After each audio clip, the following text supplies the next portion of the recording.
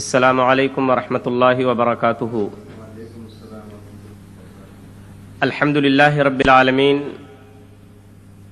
والصلاة والسلام علی خاتم الانبیاء والمرسلین محمد وآلہ وصحبہ اجمعین، اما بعد، رب اشرح لی صدری ویسر لی امری واحلل عقدۃ من لسانی یفقہوا قولی۔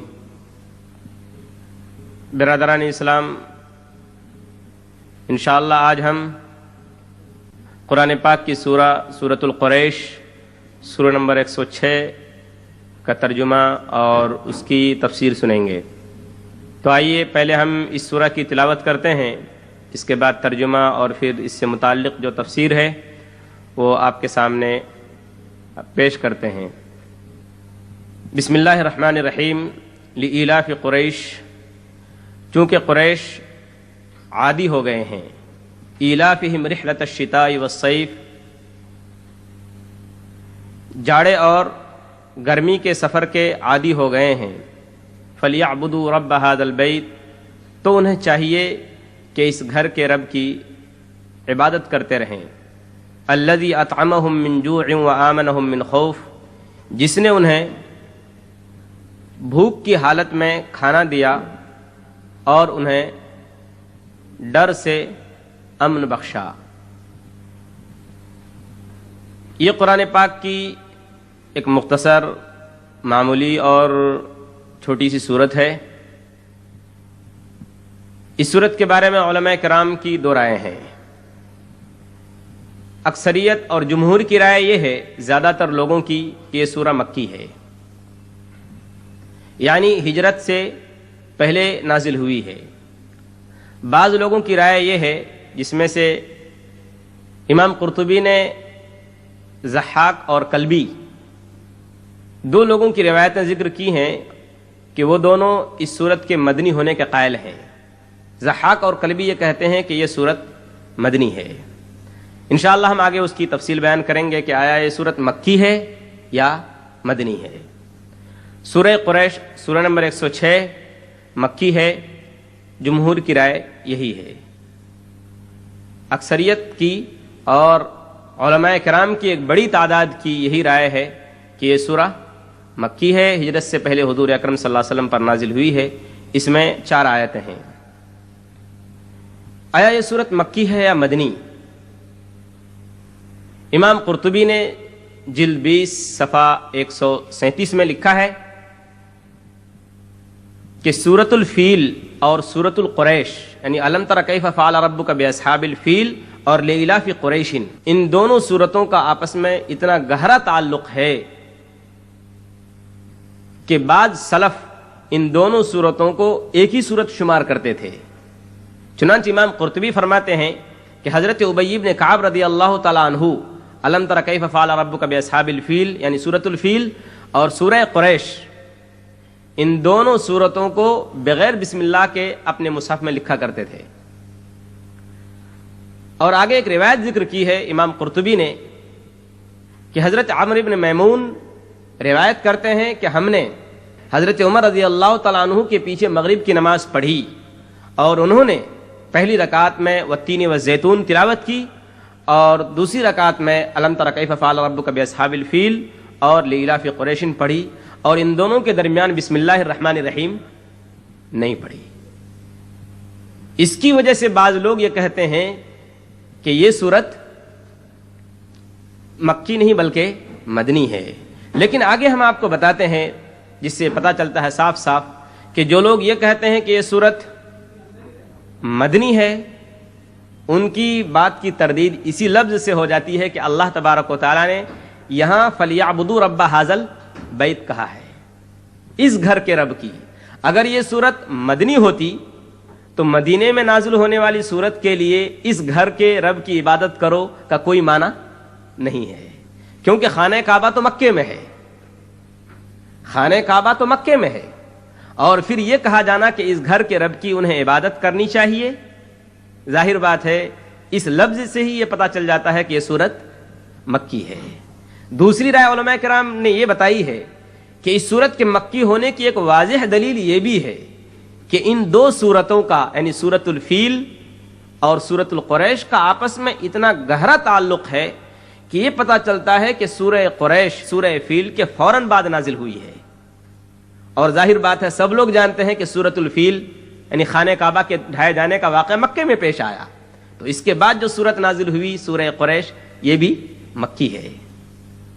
لیکن جو لوگ یہ کہتے ہیں کہ سورہ قریش اور سورۃ الفیل ایک ہی سورت ہے، یہ الگ الگ سورتیں نہیں ہیں، ان کی بات کی تردید اس طرح سے ہو سکتی ہے اور ہوتی ہے صاف صاف کہ حضرت عثمان غنی رضی اللہ تعالیٰ عنہ نے اپنے دور خلافت میں سرکاری طور پر صحابہ کرام کی بڑی تعداد کی مدد سے اسلامی ملکوں کے مرکزوں اور سینٹروں میں جو نسخے بھجوائے تھے ان تمام نسخوں میں الم تر کیف فعل ربک باصحاب الفیل اور لیلاف قریش یہ دونوں صورتیں الگ الگ لکھی ہوئی تھیں، اور اس وقت سے لے کر آج تک پوری دنیا کے قرآن میں یہ دونوں صورتیں الگ الگ لکھی جاتی رہی ہیں اور تلاوت کی جا رہی ہیں الگ الگ حیثیت سے. اور دوسری وجہ یہ بھی ہے کہ آپ جب الم تر کیف فعل ربک باصحاب الفیل اور لیلاف قریش کی تلاوت کریں گے تو ان دونوں صورتوں کے انداز سے آپ کو پتہ چل جائے گا کہ یہ دونوں صورتیں ایک نہیں ہیں بلکہ یہ دونوں صورتیں بالکل الگ الگ اور مستقل علیحدہ صورتیں ہیں. تو اس چیز کے واضح ہونے کے بعد کہ یہ صورت مکی ہے اور صرف مکی ہے، جن لوگوں نے مدنی کہا ہے ان کی رائے کی تردید میں نے آپ کے سامنے دلائل کی روشنی میں واضح کر دیا. اب ہم ایک ایک آیت کی تشریح کرتے ہیں. لإیلاف قریش، چونکہ قریش عادی ہو گئے ہیں. ایلاف کے معنی ہے مانوس ہونا، کسی چیز کی ہیبٹ ہو جانا، عادت ہو جانا، خوگر ہو جانا. اور قریش جانتے ہیں یہ حضور اکرم صلی اللہ علیہ وسلم کے قبیلے کا نام ہے. حضور صلی اللہ علیہ وسلم کے قبیلے کا نام قریش ہے اور خاندان بنو ہاشم، یعنی جو حضور صلی اللہ علیہ وسلم کا ٹرائب ہے وہ قریش ہے اور آپ کی جو فیملی ہے وہ ہاشم ہے. علماء تفسیر نے ہمارے سامنے وہ ساری باتیں بھی لکھی ہیں کہ قریش قبیلے کو قریش کیوں کہا جاتا ہے. امام قرطبی رحمۃ اللہ علیہ نے تفسیر قرطبی جلد 20 صفحہ 139 کے اندر 4 قول ذکر کیے ہیں. قریش کو قریش کہنے کی 4 باتیں انہوں نے ذکر کی ہیں. نمبر 1، قریش کے معنی جمع ہونا، اکٹھا ہونا. یہ جو قریش ہیں یہ حضرت اسماعیل علیہ الصلوۃ والسلام کی نسل میں ایک شخص نضر ابن کنانہ گزرا ہے، ان کی اولاد کو قریش کہا جاتا ہے اس لیے کہ یہ سب لوگ خانہ کعبہ کی عزت میں اور اس کے احترام میں ایک جگہ جمع رہتے تھے، اس لیے ان کو قریش کہا جاتا ہے. اور قریش کے معنی جمع ہونا اور اکٹھا ہونا.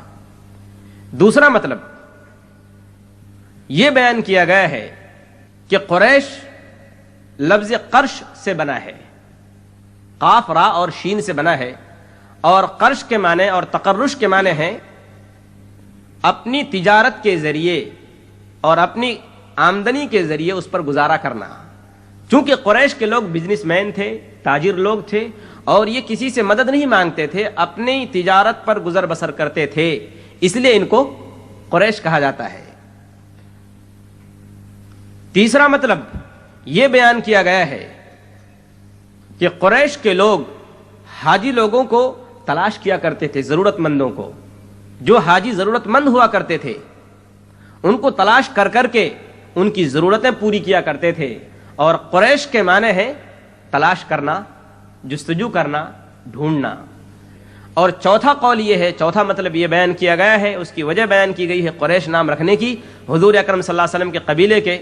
امام قرطبی فرماتے ہیں کہ حضرت معاویہ رضی اللہ تعالیٰ عنہ نے حضرت ابن عباس رضی اللہ تعالیٰ عنہما سے پوچھا کہ ابن عباس قریش کو قریش کیوں کہا جاتا ہے؟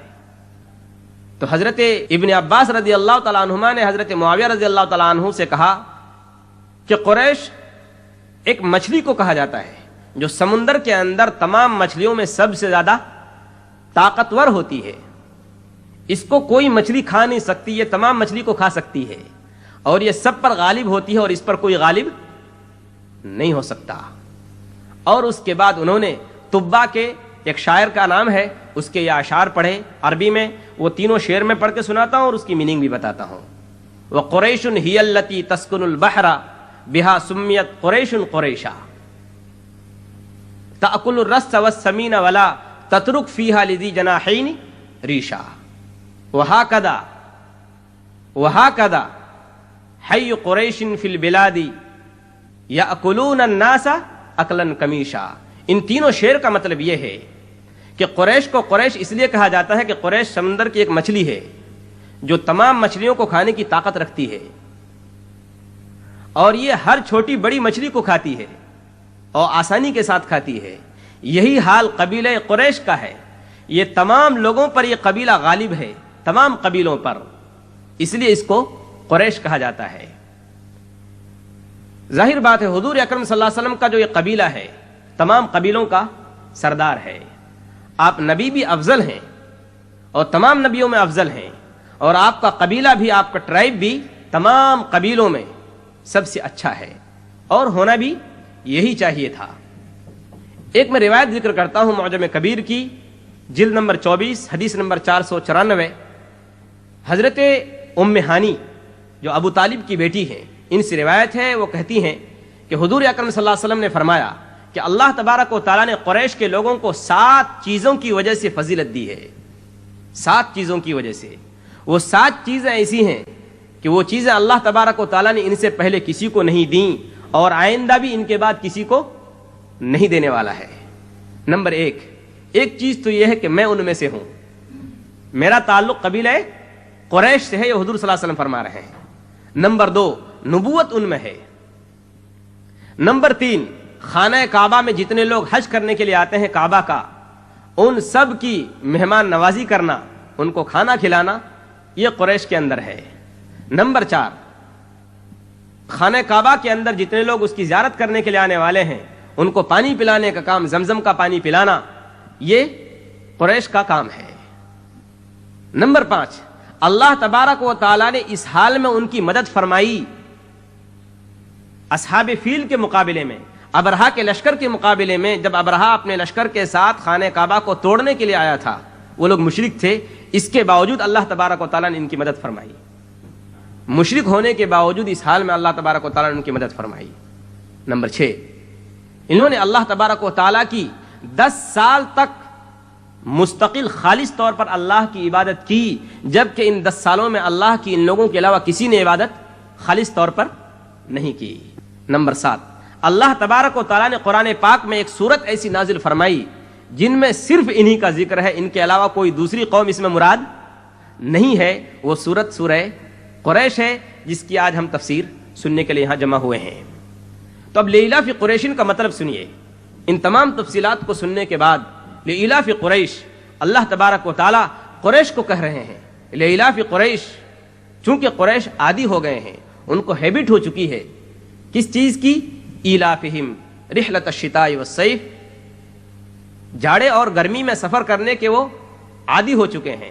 یہاں ایک بات میں اور ذکر کرتا چلوں کہ حضور اکرم صلی اللہ علیہ وسلم کا قبیلہ قریش تھا، اور آپ کا جو خاندان تھا، آپ کی جو فیملی تھی، وہ ہاشم تھی۔ علامہ اقبال نے اس موقع پر بہت بہترین شعر کہا ہے، انہوں نے مسلمانوں کو خطاب کرتے ہوئے کہا ہے کہ مسلمانوں، تم اپنے آپ کو دوسری قوموں کی طرح مت سمجھو، تم اپنے آپ کو دوسری قوموں کی طرح مت سمجھو، اپنی ملت کو قیاس اقوام مغرب پہ نہ کر، اپنی قوم کو دوسری مغربی تہذیب سے متاثر قوموں کی طرح مت سمجھو، خاص ہے ترکیب میں قوم رسول ہاشمی۔ حضور اکرم صلی اللہ علیہ وسلم ہاشمی خاندان سے تعلق رکھتے تھے، آپ کی جو یہ امت ہے اس کی خصوصیات ہیں، اس کی کچھ تہذیب ہے، اس کا کچھ کلچر ہے، اس کا کچھ تمدن ہے، اس کے کچھ اخلاق ہیں جو تمام دوسری قوموں سے بالکل الگ ہیں۔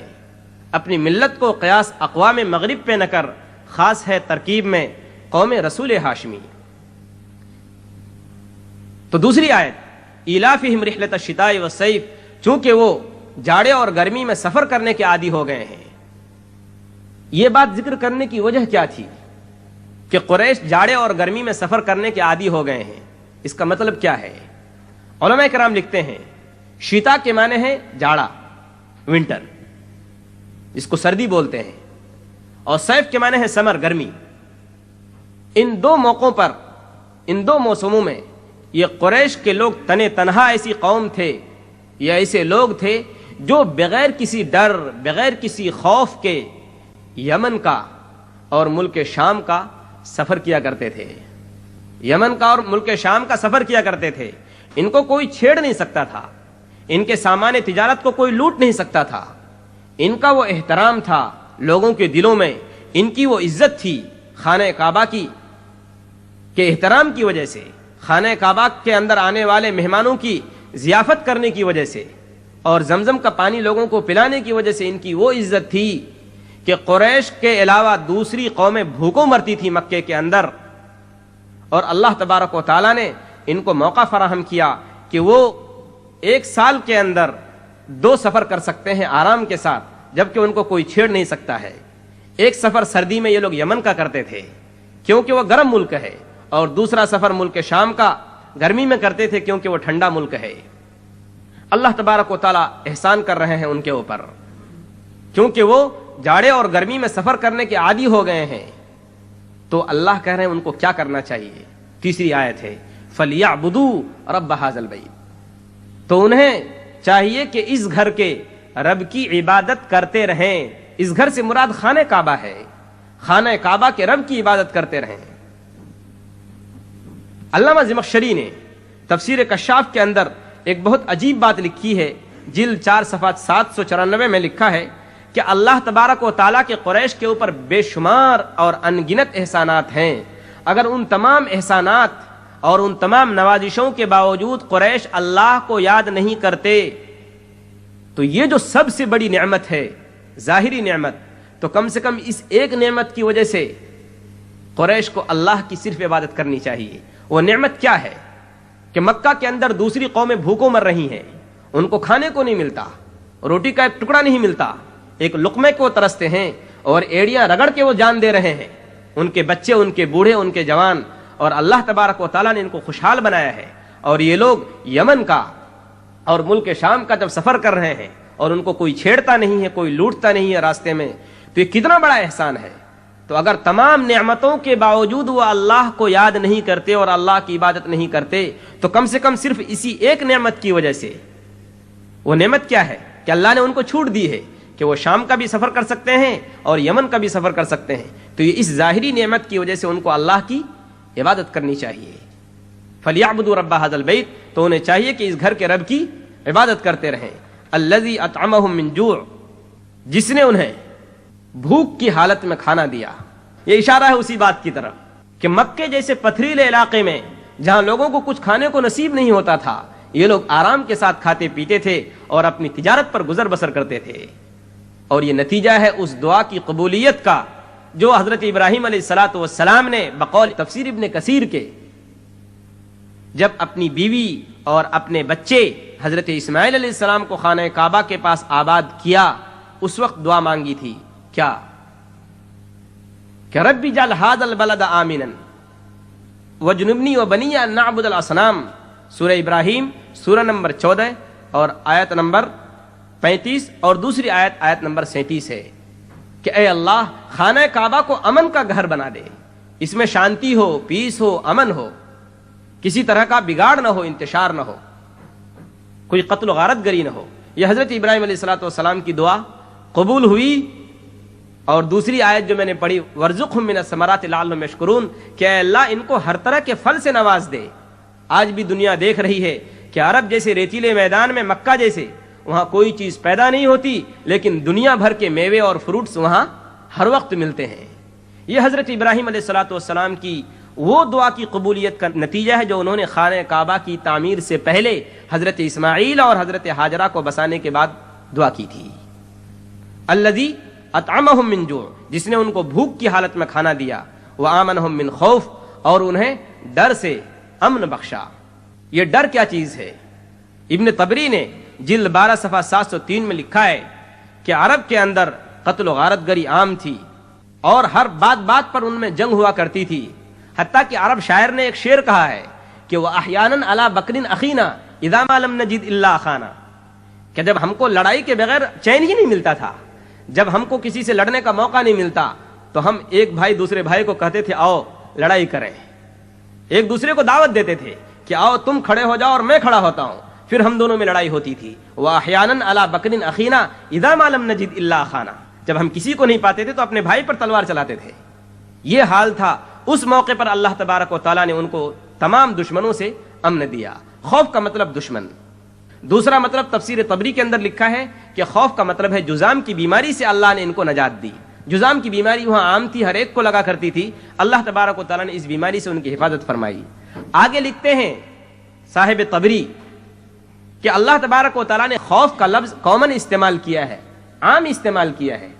اب خوف کے اندر ہر طرح کے دشمن مراد ہیں اور ہر طرح کی بیماری مراد ہے، صرف جذام کی بیماری نہیں، صرف کوئی خاص دشمن مراد نہیں ہے۔ اللہ تبارک و تعالیٰ نے ہر طرح کی بیماری سے قریش کو امن دیا، اور اسی کے ساتھ ساتھ اللہ تبارک و تعالیٰ نے ہر طرح کے دشمن سے ان کو نجات دی۔ وَآمَنَهُم مِّن خوف۔ اب آپ سوچئے کہ اس سورت کی ہم اور آپ تلاوت کرتے ہیں، یہ سورت ہم سے اور آپ سے کیا تقاضا کرتی ہے؟ اس سورت سے یہ پتہ چلتا ہے کہ انسان اللہ کی عبادت خالص طور پر کرے، اس کے علاوہ کسی کو شریک نہ کرے۔ دوسری چیز، اللہ تبارک و تعالیٰ کی ہم کتنی نعمتیں استعمال کر رہے ہیں۔ اگر قریش کو اللہ تبارک و تعالیٰ نے بہت ساری نعمتیں دی تھیں اور ایک خاص نعمت دی تھی یمن اور ملک شام کے سفر کرنے کی نعمت، تو کیا اللہ تبارک و تعالیٰ نے آج کی تاریخ میں ہم کو اور آپ کو بہت ساری نعمتوں سے نہیں نوازا ہے؟ ان تمام نعمتوں کو سامنے رکھ کر کیا ہمیں اور آپ کو اللہ تبارک و تعالیٰ کا شکر ادا نہیں کرنا چاہیے؟ سوچنے کی بات ہے۔ اور ان تمام نعمتوں میں جو آپ کو اللہ تبارک و تعالیٰ نے جسمانی طور پر، صحت کے طور پر اور جسم کے اعضاء اور پارٹس کے طور پر دی ہے، سب سے بڑی نعمت جو دی ہے اللہ تبارک و تعالیٰ نے وہ اسلام کی نعمت ہے۔ آپ کو اسلام کی نعمت سے اللہ تبارک و تعالیٰ نے نوازا ہے، تو کیا آپ کو اس نعمت پر فخر ہے یا نہیں؟ آپ اس اسلام کو بلند کرنے کی لوگوں کے سامنے کوشش کر رہے ہیں یا نہیں؟